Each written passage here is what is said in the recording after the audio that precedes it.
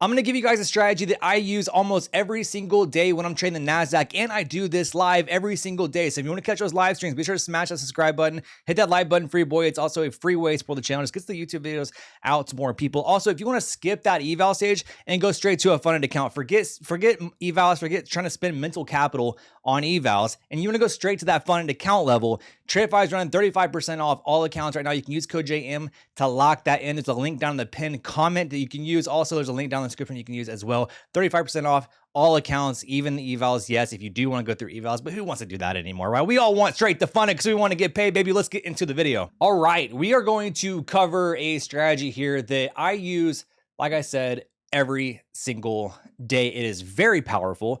You can capture a lot of points on the NASDAQ. It offers a high R&R, and it's high probability setups. Now, a lot of people think that this is kind of like trading the open range breakout, and in some ways it can be, right? But we're looking at the first hour of the trading session. It's called the initial balance. That is a first hour of the trading session. We have the initial balance high, and this is my indicator with Lux Algo, by the way. It automatically marks out the IB high, the IB low, and it also gives me the 50% range, which if I take this off, there you go.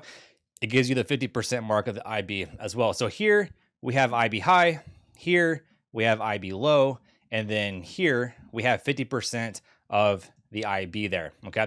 So what we're looking for, and what I've made a lot of money off of, is trading failed auctions off the IB, whereas if we break out above the IB high, come back and close below it, we catch a move to the short side. If we break the IB low, come back above it and close above it, then I'm looking for a long back to the IB high, okay?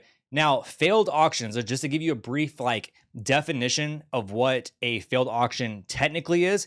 A failed auction is technically when we break out above the IB high, and on a 30-minute candle, we close back below it. So it has to be on a 30-minute candle. However, I don't always look for 30-minute closures. I like to anticipate them before they happen, because if you do wait for a 30-minute closure, you might miss the move, right? And this was an example here, whereas we got, let's see, the failed initial balance auction on the IB low closed right here. So now all of this has already happened, and you missed the move, well, the move that you wanted. And so I don't always wait for that 30-minute closure. However, if you get a 30-minute closure near the IB high or the IB low, and things are looking like momentum is carrying in the opposite direction, then you have a plus setup. But not all the time do you get that, okay? So what I'm looking for here is a break of IB high, and then a little bit of weakness, any sort of weakness that we can get on the IB high here. And that's exactly what you see, all right? So we have the break right there. You can see that wick right there, right? We have that break. We come back below it, and we're just unable to get back above it, right? Unable to get back above it. We see a lot of weakness, and look at where we went. Straight back down to the IB low there, okay? Now, does that always happen? No, it don't always happen that way. It doesn't always go back to the opposite end of the range. Sometimes it does, sometimes it doesn't. But however, you can expect to at least get 50% of the IB retracement, or if you're in a good position, you want to scale out, you can then go to the IB low, or look to ride the trade to the IB low there. Now, what happens if I'm in multiple contracts? A lot of times, say I'm in 10, 20 micros, whatever it may be, right? If I'm in a lot of micros, a lot of times I'm going to capture the move back to at least 50% of the IB, right? That 50% retracement. So I would have captured up to about right here. And then I would have probably closed, or well, I would have scaled out of the position. I wouldn't close it fully. I probably would scale out. So if I'm in like 10 micros, maybe I take off 6, right? And then take profit on 6, and I let 3 more ride, and I just trail my stop loss down as I capture more of the move, right? Does it always happen that way? No. Is that perfect scenario? Yes, right? Now, we don't always get perfect scenario. Sometimes I'll take it all out and then trail my stop tightly. I'll get stopped out before I get the whole move, right? It's just knowing what you can expect is what makes a difference in trading this strategy, right? Because you know that a lot of times when these happen, when these moves happen, you can at least get 50% of that IB retracement, but you can't expect it to go down. Now, this is the opposite end, right? Where we had a break of IB low, right? You can see that break of IB low here. Look at where we went, right back up to IB high. That was a horrible circle. Don't judge me off that. Right back up to IB high, okay? We broke it, closed back above it, and shot right back up. Now, again, I'm looking on a 5-minute time frame. Would I have taken this trade up here when we got the 30-minute closure? Probably not. Once I saw this wick right here, which I think now that I remember, I actually took this trade. When I saw this wick here, that was my cue to go long, right? Because we had a long wick here. We broke below it, had a long wick indicating buyers were flipping us and sent us right back up. So I probably would have taken it way before the actual closure. I probably would have taken it down here somewhere. But anyways, not going to talk about perfect scenarios because every day is different. Just know that when you see things like this, this is what you can expect. Okay, now going to today here, we had a nice IB failure on the IB low. If we scroll into today, you can see we have IB low here. We had one failure, right, where it tried to break and continue upwards, but then we also had one more retest of the IB low here, right, where it broke below it just a little bit, but came right back up. And look at that strength, right? Look at the strength coming back off that IB low, and look at where we went. We went well above the IB 50% retracement mark, and up to we traced about 80% of the IB there, about an 80% retracement. So you could have taken a nice move off the IB low there, right?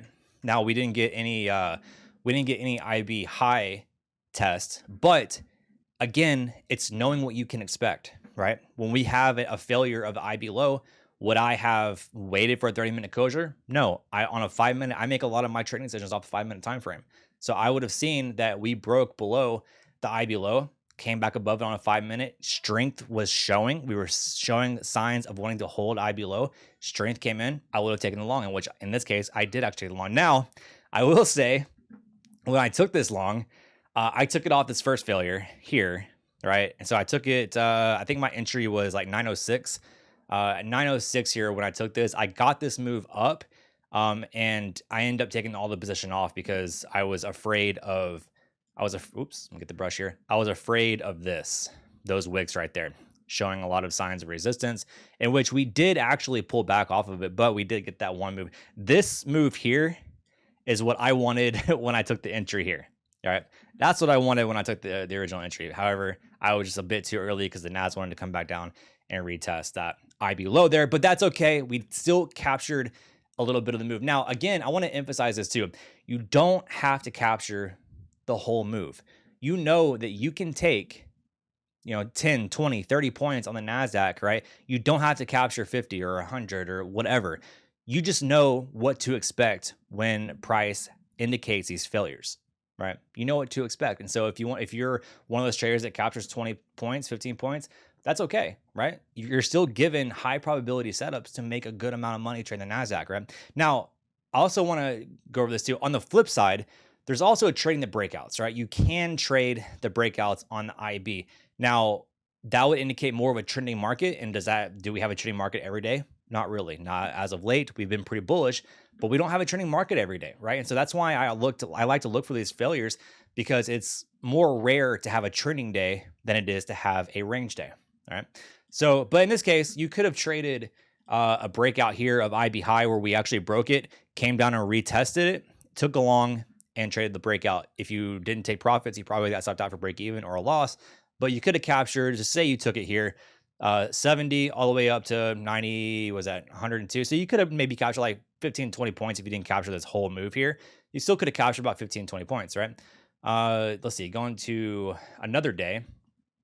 Here was another day where you could have captured a breakout on the initial balance, where we came down and had a lot of strength breaking IB low here and came all the way down. Now, here's where you could have taken your entry, right? On this first candle where we broke the IB low, and this is where we came up and retested, right? We retested on the next 5-minute candle. And when we saw the retest and the weakness there, that's where you could have taken your short and actually captured a lot of momentum there, right? And so you don't have to trade failed auctions. You can look for breakouts, just like how people look for breakouts of the 15-minute opening range. You can look for those on the initial balance as well, right? So it just kind of depends on how you want to play it. Everybody has their own trading personality and how they manage trades. So I don't expect you guys to like take this strategy and use it how I use it, right? You can maybe take this strategy and add it to your arsenal and find ways to tweak it that best suits you and best fits you, right? And so overall in this video, I just want to show you the potential that this strategy has and how many points you can actually take when you're trading the NAS. Just gonna give you some brief stats here on my TradeFi account. TradeFi, we are up 2.5K. That is across 5 accounts. So one trade on each of the 5 accounts. Why I show 5 trades, we're up about $500 on all of those accounts. Last week, we only traded once last week on these accounts. We were down 1,000, but we're starting the month off pretty strong here. You can see my June stats for these accounts for last month. I don't know what it is about Tuesdays. Maybe I should take tomorrow off and not trade Tuesdays because your boy just struggles on Tuesdays. I don't know why. But overall, good stats. My win rate's about 51%. I wish that was a little bit higher, but 51% is still not bad. And you can still be very profitable with a 51% win rate. And of course, my total P&L is $16,000 across all these five accounts. So with that said, fam, we're gonna wrap up this video. I hope you guys enjoyed the content. I hope you enjoyed the strategy. We're gonna try to do more of these types of videos along with prop firm videos. But again, if you want to catch the live streams every single day when I am live in the mornings, be sure to smash that subscribe button, hit that like button on your way out, fam, and I will see you in the next video. Cheers.